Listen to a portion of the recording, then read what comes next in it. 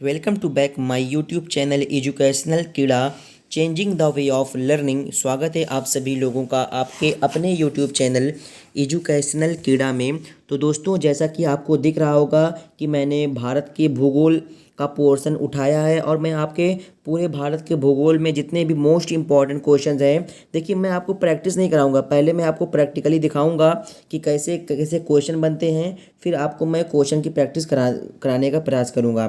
तो जैसा कि आपको देखिए ये दिख रहा है भारत का भूगोल, भारत का भूगोल दिख रहा है यहाँ पे।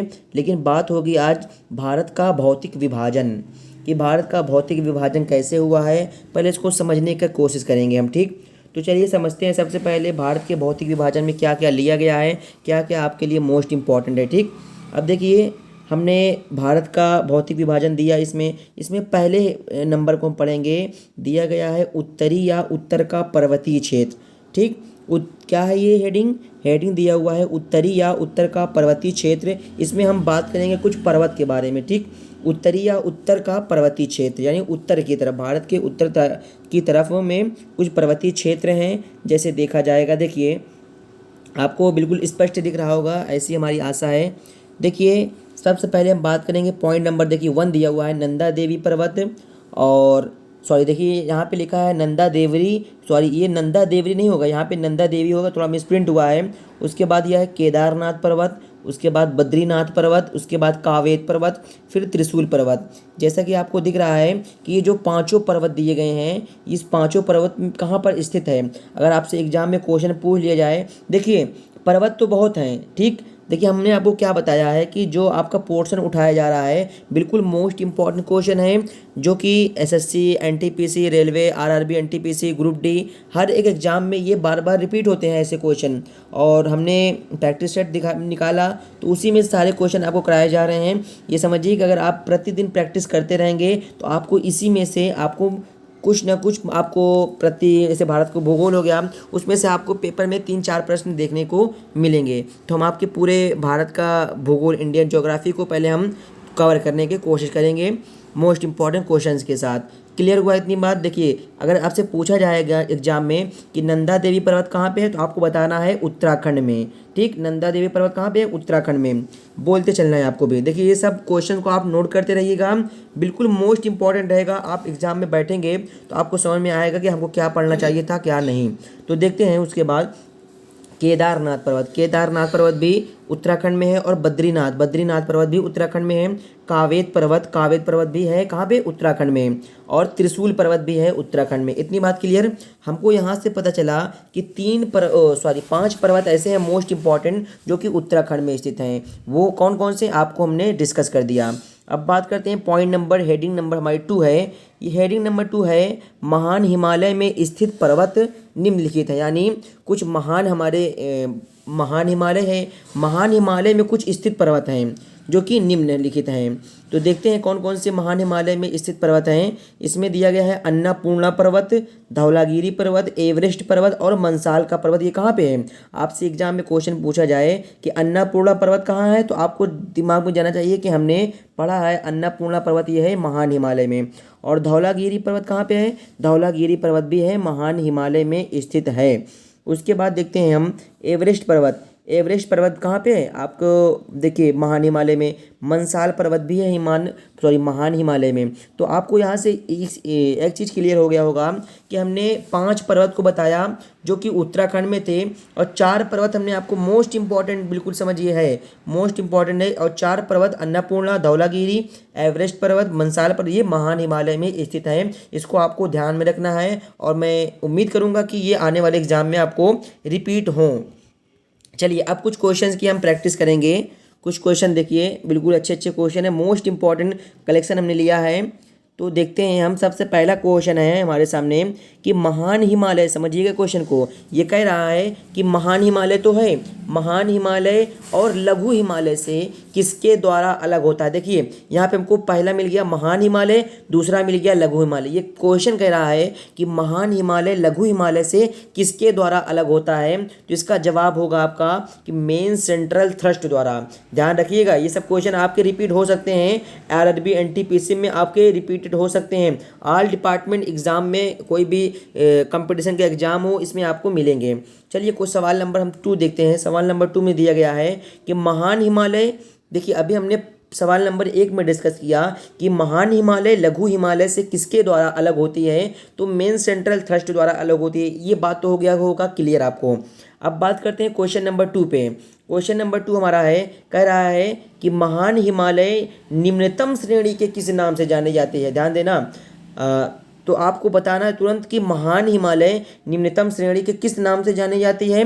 तो महान हिमालय निम्नतम श्रेणी के लघु हिमालय के नाम से जानी जाती है। लघु हिमालय के नाम से। देखिए आप वीडियो को ऐसे मत सोचिएगा कि ये कोई ऐसे मतलब कि जैसे भी वो हेडिंग वो लगा के पढ़ा दिया जा रहा है, ये मत सोचिए। बिल्कुल मोस्ट इंपॉर्टेंट, मैं बार बार ये कह रहा हूँ कि बिल्कुल मोस्ट इंपॉर्टेंट कलेक्शन आपको दिया जा रहा है। आई होप कि ऐसे आपको क्वेश्चन एग्जाम में रिपीट होंगे और होंगे भी। 99.9% चांस रहेंगे कि मैं आपको पूरे भारत के भूगोल के जो पोर्शन में आपको क्लियर यहाँ पे पूरी तरीके से कवर करने की कोशिश करूँगा। अब देखें हैं क्वेश्चन नंबर 3। को सवाल नंबर 3 दिया गया है, लघु हिमालय एक श्रृंखला के रूप में न मिलकर किन रूपों में मिलता है। सवाल ये पूछा गया है बहुत बार, ठीक, एग्जाम में बहुत बार क्वेश्चन पूछा गया है, तो इस बार आपकी गलती नहीं करनी है। अगर पूछा जाएगा कि लघु हिमालय एक श्रृंखला के रूप में न मिलकर किन रूपों में मिलता है, तो आपको बताना है कटे फटे रूपों में मिलता है। आई होप कि ये बात हो गई हो क्लियर। अब देखते हैं सवाल नंबर 4। सवाल नंबर 4 ये कह रहा है कि सवाल नंबर 4 है कि लघु हिमालय को जम्मू कश्मीर में किस नाम से जाना जाता है। सवाल ये भी देखिए कई बार क्वेश्चन पूछे गए हैं, ये सब बार बार क्वेश्चन पूछे जा चुके हैं ये सब, तो आपको इस बार गलती कोई नहीं करनी है। अगर कहा जाए कि लघु हिमालय को जम्मू कश्मीर में किस श्रेणी के नाम से जाना जाता है, तो आपको बता देना है पीर पंजाल श्रेणी। और देखिए ये पीर पंजाल, अब ऐसे भी क्वेश्चन पूछ सकता है कि देखिए हमने बताया कि लघु हिमालय को जम्मू कश्मीर में पीर पंजाल श्रेणी के नाम से जाना जाता है। अगर क्वेश्चन ऐसे पूछ ले आपके एग्जाम में कि पीर पंजाल श्रेणी कहाँ पर स्थित है, तो आपका उत्तर होना चाहिए जम्मू कश्मीर में। जम्मू कश्मीर में ही पीर पंजाल श्रेणी स्थित है। चलिए देखते हैं सवाल नंबर 5।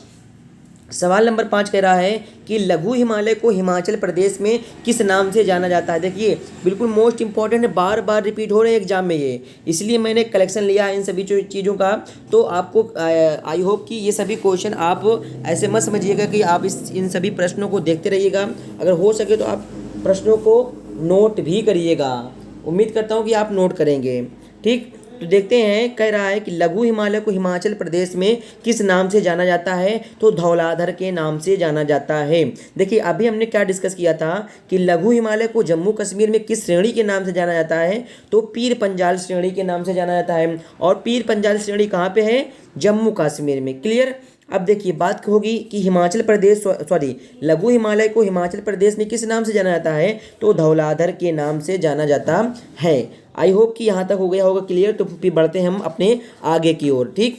देखते हैं कि हमारी तीसरी हेडिंग है, कह रहा है कि महान हिमालय और लघु हिमालय के मध्य। देखिए अभी हमने डिस्कस किया था महान हिमालय और लघु हिमालय, हमने आपको डिस्कस कर लिया। अगर आपको न समझ में आया होगा तो आप एक बार बैक करके वीडियोज़ को ज़रूर देखिएगा, ठीक। उसके बाद है कि अब देखिए पॉइंट नंबर 3 कह रहा है कि महान हिमालय और लघु हिमालय के मध्य, समझिएगा। देखिए ये महान हिमालय हो गया और लघु हिमालय हो गया, और कह रहा है इसी के मध्य में कुछ हमारी घाटियाँ पाई जाती हैं, ठीक। तो कुछ घाटियाँ जो पाई जाती हैं ये लिया गया यहाँ से।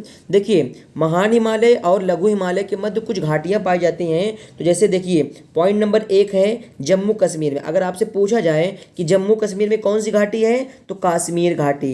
देखिए जा से जम्मू और का से कश्मीर, अगर आपसे पूछा जाए जम्मू कश्मीर में कौन सी घाटी, तो आपको तुरंत बताना है कि का से कश्मीर होता है, तो का से कश्मीर होता है, तो कश्मीर घाटी हो जाएगी जम्मू कश्मीर में। उसके बाद है कह रहा है कि हिमाचल प्रदेश में कौन सी घाटी है, तो आपका उत्तर आना चाहिए कि हिमाचल प्रदेश में कुल्लू मनाली घाटी।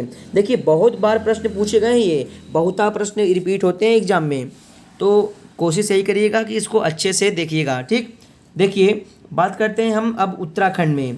ठीक, अभी हमने बात किया जम्मू कश्मीर में काश्मीर घाटी, हिमाचल प्रदेश में कुल्लू मनाली घाटी। अब बात करेंगे हम उत्तराखंड में। तो उत्तराखंड में कौन सी घाटी है? उत्तराखंड में है फूलों की घाटी। अब देखिए यहाँ पे फूलों की घाटी आ गई ना, तो फूलों की घाटी कहाँ पे है? उत्तराखंड में है। अगर पूछा जाएगा कि फूलों की वर्षा कहाँ होती है, तो फूलों की वर्षा आपको बताना है केरल में। दोस्त देखिए इसमें बहुत डाउट्स रहते हैं आप सभी लोगों का, तो आई होप कि आज आपका डाउट्स हो जाना चाहिए क्लियर। देखते हैं, अगर आपसे पूछा जाए कि फूलों की घाटी कहाँ पे, देखिए घाटी से ध्यान रखिएगा, फूलों की घाटी, तो फूलों की घाटी उत्तराखंड में है। अगर पूछी जाएगी इसी के स्थान पे, घाटी के स्थान पे वर्षा, तो फूलों की वर्षा केरला में होती है। ठीक, ध्यान में रखिएगा ये सब चीज़। अब देखिए नेपाल में कौन सी घाटी है? तो नेपाल में, सॉरी देखिए यहाँ पे काठमांडू लिखा हुआ है, लेकिन यहाँ पे होना चाहिए काठमांडू घाटी। ठीक, नेपाल में काठमांडू घाटी। अगर आपसे पूछा जाए कि काठमांडू घाटी कहाँ पे है, तो काठमांडू घाटी नेपाल में, यानी नेपाल में ही काठमांडू घाटी है। उसके बाद देखिए यहाँ पे भी थोड़ा मिस्टेक हुआ है, मिस्टेक्स बहुत हो गए हैं, टाइप करवाते वक्त लगता है थोड़ा मिस्टेक है। चलिए दिक्कत नहीं होगी, आगे से आपको दिक्कत नहीं होगी कोई चीज़ की। ठीक, तो देखते हैं पॉइंट नंबर 5 कह रहा है सिक्किम में कौन सी घाटी है? चुम्मी घाटी। अगर आपसे पूछा जाएगा कि चुम्मी घाटी कहाँ पे है, तो सिक्किम में है। अब देखिए यहाँ तक हो गया होगा क्लियर। अब बढ़ते हैं हम सवाल नंबर 7 पर। देखिए सवाल नंबर 7 ये कह रहा है कि लघु हिमालय को उत्तराखंड में किस श्रेणी के नाम से जाना जाता है? देखिए सवाल बहुत पूछा गया है, ये बार बार प्रश्न रिपीट होते हैं ऐसे, तो इस बार आपको कोई भी गलती नहीं करनी है, आपको सीधा टिक करना है राइट आंसर पर।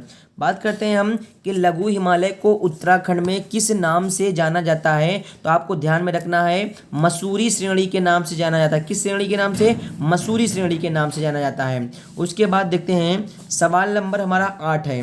सवाल नंबर 8 कह रहा है कि लघु हिमालय को नेपाल में किस श्रेणी के नाम से जाना जाता है? देखिए टोटल आज का जो हमने बात किया भारत के भौतिक विभाजन में, हमने कुछ पर्वतों के बारे में बात किया और कुछ हिमालय के बारे में बात किया। फिर हमने दो को चूज़ किया था, एक तो था लघु हिमालय, एक था महान हिमालय। ठीक, हमने दो लघु हिमालय था और महान हिमालय था, हमने दो डिस्कस किया। आज हमने हिमालय पे ही चर्चा कर लिया।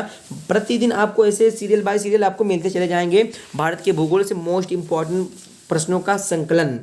तो बात करते हैं अब कि लघु हिमालय को नेपाल में किस श्रेणी के नाम से जाना जाता है। तो देखिए लघु हिमालय को नेपाल में 2 श्रेणियों के नाम से जाना जाता है, एक तो महाभारत श्रेणी और दूसरा है नाटकीय श्रेणी। ध्यान देना, अगर ये देखिए ऐसे भी क्वेश्चन आपको कैसे भी घुमा के पूछ लेगा, ये पूछ लेगा कि महाभारत श्रेणी किस हिमालय में है या कहाँ पर है, तो महाभारत श्रेणी नेपाल में है और लघु हिमालय में है। ठीक, तो अब नाटकीय श्रेणी के नाम से जाना जाता है नेपाल लघु हिमालय। ठीक, अब बात करते हैं हम सवाल नंबर 9। सवाल नंबर 9 कह रहा है कि धारियों के मध्य कुछ शीतोष्ण घास के मैदान पाए जाते हैं जिसको जम्मू कश्मीर में किस नाम से जाना जाता है? ध्यान रखिएगा, बहुत प्रश्न पूछे गए हैं इस पर। अगर ऐसे पूछे इस बार, देखिए धारियों के मध्य कुछ धारियां थी जिनके मध्य कौन से मैदान पाए जाते हैं? शीतोष्ण घास के मैदान। ऐसे भी क्वेश्चन पूछ लेगा कि शीतोष्ण घास के मैदान भारत में कहाँ पाए जाते हैं, तो जम्मू कश्मीर में। ठीक, जम्मू कश्मीर में इसको जो शीतोष्ण घास का मैदान है ये धारियों के मध्य पाए जाते हैं। और इन्हीं जम्मू शीतोष्ण घास के मैदानों को जम्मू कश्मीर में किस नाम से जाना जाता है, ये क्वेश्चन पूछ लेता है। तो आपका आंसर होना चाहिए मर्ग के नाम से जाना जाता है, मर्ग के नाम से। ठीक, अगर पूछे कि धारियों के मध्य कुछ शीतोष्ण घास के मैदान पाए जाते हैं जिसको जम्मू कश्मीर में किस नाम से जाना जाता है, तो आपको बताना है मर्ग के नाम से जाना जाता है। अब बात करेंगे सवाल नंबर 10। सवाल नंबर 10 कह रहा है कि उत्तराखंड में, देखिए ध्यान देना, अभी तक बात हो रही थी जम्मू कश्मीर में, देखो जो धारियों के मध्य शीतोष्ण घास के मैदान थे उसको जम्मू कश्मीर में किस नाम से? मर्ग के नाम से। लेकिन अब यही कह रहा है कि इन्हीं शीतोष्ण घास के मैदानों को उत्तराखंड में किस नाम से जाना जाएगा, तो ध्यान देना बुग्याल या पयाल के नाम से जाना जाता है इन्हीं शीतोष्ण घास के मैदानों को। आई होप कि आप सभी लोगों को क्लियर हो गया होगा, आशा यही है कि आप सभी को लोगों को क्लियर होना चाहिए। तो आज था आपका भारत का भौतिक विभाजन। प्रतिदिन ऐसे ही आपको 10 प्रश्नों का संकलन, उसके अलावा कुछ डिटेल्स आपको दिए जाएंगे। उम्मीद करता हूं कि आपको वीडियो अच्छी लगी होगी, तो वीडियो को लाइक करके और सपोर्ट करने के लिए एक दूसरे के पास शेयर करें और अपने सुझावों को कमेंट बॉक्स में दें। आज के लिए फिलहाल इतना ही, मिलते हैं अगली क्लास में। और क्लास को प्रतिदिन लीजिए, मिस मत कीजिए। आपको एग्जाम में 100% तो नहीं, 99% आपको एग्जाम में इस सब क्वेश्चन रिपीट होंगे। आज के लिए फिलहाल इतना ही। That's all, thank you very much, all the best.